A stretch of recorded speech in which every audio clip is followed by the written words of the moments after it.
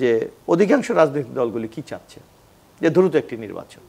এখন তার সাথে দু একজন যদি দ্বিমত পোষণ করে, সেটা কি আপনি খুব একটা দাতব্যের মধ্যে নেবেন আপনি? আমার তো মনে হয় হওয়া উচিত না। এই যে দেখেন, এই যে নাহিদ ইসলামের এক এক সময় এক এক কথা তারা বলে, তাদের কোনো কথার ধারাবাহিকতা কি আছে? এই যে পিআরের কথা আমরা বলি, পিআর নিয়ে কি আপনি এই যে যখন শেখ হাসিনা বিরোধী আন্দোলন হয়, অথবা এই যে যখন বৈষম্য বিরোধী ছাত্র আন্দোলন, এই নাগরিক কমিটি তো মূল সংগঠন বৈষম্য বিরোধী আন্দোলন, কোথাও কি আপনি পিআরের কোন কথা শুনেছেন? অর্থাৎ আমরা যেটা মনে করি যে এই রাজনৈতিক যে একটা চমৎকার ঐক্যমত্যের ভিত্তিতে আগামী দিনে আমরা গণতান্ত্রিক যাত্রা শুরু করেছি, এই ক্ষেত্রে কোন মহল বা কোন দল একটা প্রতিবন্ধকতা তৈরি করতে চায়। জুলাই দল যদি একটু সুনির্দিষ্ট করে না, জুলাই যে চার্টার যেটা আমরা শুনছি, এটা সবচেয়ে বেশি প্রয়োজন কার? যদি এজ এ দল হিসাবে আমরা মনে করি সবচেয়ে বেশি দরকার বাংলাদেশ নাগরিক পার্টির। কারণ তো জুলাই এই যে গণ অভ্যুত্থানের এটাকে আইনগত একটা ভিত্তি দরকার।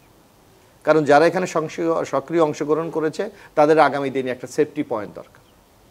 তো এখন যে কথা নাহিদ ইসলাম, বিএনপি তো বলছে যে বিএনপিও সক্রিয়ভাবে অংশগ্রহণ করেছে, আমরা তো চাই, না আমরা তো চাই, কিন্তু নাহিদ ইসলাম যে কথাটি বলেছে এটা তার আগের বক্তব্যের সাথে আপনি যদি এখানে একটু কম্পেয়ার করেন, এর মধ্যে কোনো সামঞ্জস্য মানে পাবেন না। বরং তারা বারবার বলছে যে জুলাই এই যে সনদ না হলে তারা কোনো নির্বাচন কোনো কিছু হতে দেবে না, এটা তো বারবার বলে আসছে।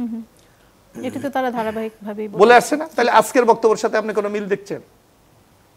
মিল নাই। সুতরাং তারা এক এক সময় এখনো তো তিনি একই কথাই বলছেন। তিনি বলেছেন যে মৌলিক সংস্কার যদি না হয় এবং পিআর পদ্ধতিতে যদি উচ্চ কক্ষের নির্বাচন না হয়, তাহলে তারা জুলাই সনদে স্বাক্ষর করবেন না। এখন আপনি বলেন যে ঐক্যমত আপনি কি বোঝেন? এখন যেই আলোচনার ঐক্যমতের শুরু হয়েছে, যে আলোচনা শুরু হয়েছে, এটা যদি রাজনৈতিক দলগুলির মতামত প্রয়োজন না হতো, তাহলে তো আপনার অর্ডিন্যান্স দিয়ে দিলে হতো যে আমরা এই যে ঐক্যমত কমিশন আমরা এটা চাই, এটা আপনারা বাস্তবায়ন করেন। তাহলে তো কোনো আলোচনা দরকার ছিল না। আপনি যদি অধিকাংশ দলের মতামতকে গুরুত্ব দিয়ে যদি আগামী দিনে বাংলাদেশ গড়তে চান, তাহলে তো আলোচনা আপনাকে করতে হবে, এবং যারা সংখ্যাগরিষ্ঠ দল যেটা চায় সেটাকে মেনে নিতে হবে। এবং আমি এখন মনে করি, অনেকে বলে যে এই ঐক্যমত অনেকটা ব্যর্থ হচ্ছে বা হচ্ছে না এরকম, আমি তো মনে করি সবচেয়ে সফল। আপনি যে কোনো সংখ্যাগরিষ্ঠ ইতে দেখেন, আপনার আজকে না অনেকগুলি বিষয় আপনাকে ঐক্যমত হয়ে গেছে। আমি মনে করি এটা বাংলাদেশে মৌলিক রাষ্ট্র কাঠামোর ক্ষেত্রে একটা খুবই গুরুত্বপূর্ণ বিষয়।